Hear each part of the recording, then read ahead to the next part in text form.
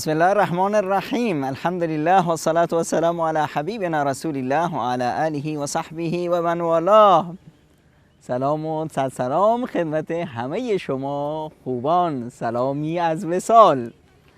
عزیزان، راستی وضع و زندگیمون با عبادت چطوره؟ آیا ما همچین دبش عبادت میکنیم؟ آیا عبادت رو تنها و تنها از یه زاویه تنگ بهش نگاه میکنیم؟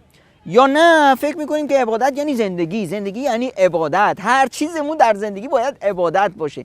مهم اینه که ما کاری که میکنیم واسه خدا باشه. مهم اینه که وقتی ما حتی ورزش میکنیم تو ذهنمون این باشه که میخوایم به خدا برسیم. این ورزشمون عبادت بشه، نون خوردنمون عبادت بشه، خوابیدنمون عبادت بشه، راه رفتنمون عبادت بشه، نمازمون عبادت بشه، زکاتمون عبادت بشه، حجمون عبادت بشه، همه زندگیمون بشه عبادت. اینه یعنی مؤمن درست بودن. مؤمن یعنی کسی که زندگیش رو کرده عبادت. ما میتونیم این کارو بکنیم؟ بله میتونیم، چرا که نه؟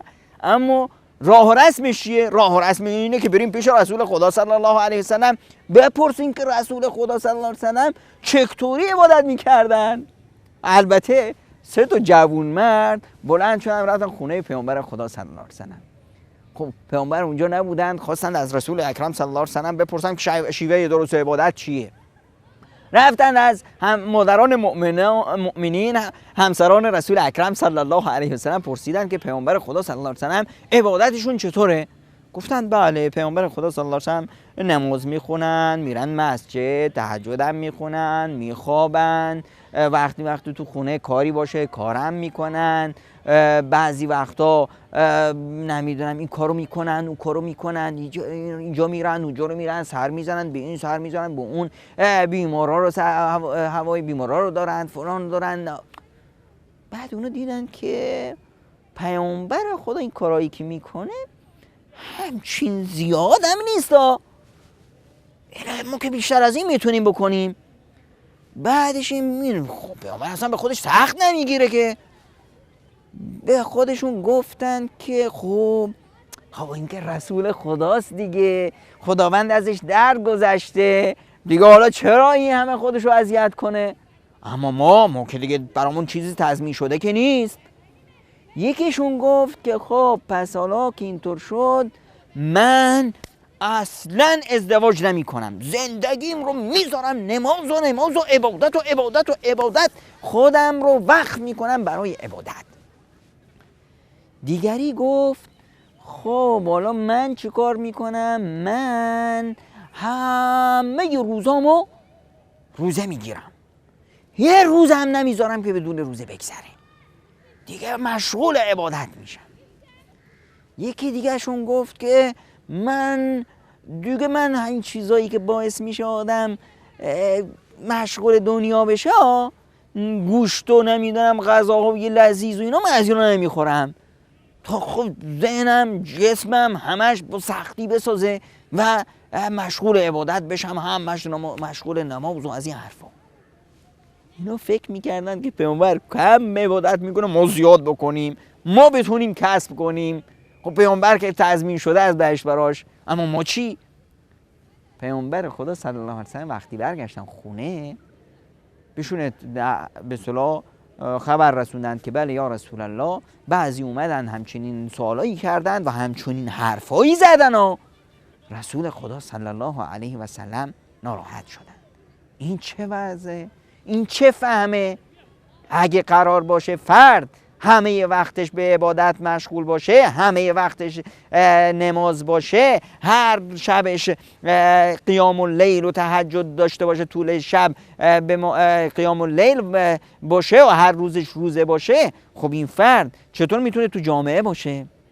چطور میتونه ادای وظیفه کنه؟ اون کسی که طول شب به اصطلاح بیدار بوده، شب زنده داری کرده با عبادت، این فردا چطور میتونه بره سر کلاس دانشجو رو درسش بده؟ این چطور میتونه بره سر کارش رو به نحو احسن انجام بده؟ خب چرخ زندگی میفته. تازه این کسی که همیشه در روزه است چطور میتونه حق خانوادهش رو ادا کنه، حق زن و بچهش رو ادا کنه، حق همه زندگی چرخ گردون زندگی میافته که. پیامبر خدا صلی الله علیه و سلم مؤمنان رو خطاب کردن که های مؤمنان، من شنیدم که همچنین موردی صورت گرفته و همچنین حرفایی زده شده. آقایون خوب گوشاتون وا بشه و با دقت گوش کنید. من رسول خدا صلی الله علیه و سلم هستم. من از همه شما خدام رو بهتر میشناسم. من از همه شما از خدا بیشتر ترس و واهمه دارم. من از همه شما تقوا و پرهیزگاری رو بهتر میشناسم. من یعنی الگو، و من الگو به شما دارم میگم. من روزه میگیرم بعضی وقتا، بعضی روزا هم روزه نمیگیرم. وقتایی نماز میخونم، خسته شدم استراحت میکنم، میخوابم، بیدار میشم، زن میگیرم، ازدواج میکنم. زندگی رو اونطوری که خدا میخواد من دارم اجرا میکنم و این راه و رسم زندگی درست است و این سنت من است. فمن رغب عن سنتی فلیس منی. کسی که بر این منوال و بر این راه و روش حرکت کرد اون بر سنت منه و کسی که بر این منوال حرکت نکرد اون بر سنت من نیست و از مؤمنان واقعی نیست. آیا من و شما از مؤمنان واقعی هستیم و بر سنت مصطفی؟ یه تلنگر به خودمون بزنیم و به خودمون راست بگیم. آیا واقعا ما مؤمن راستین هستیم؟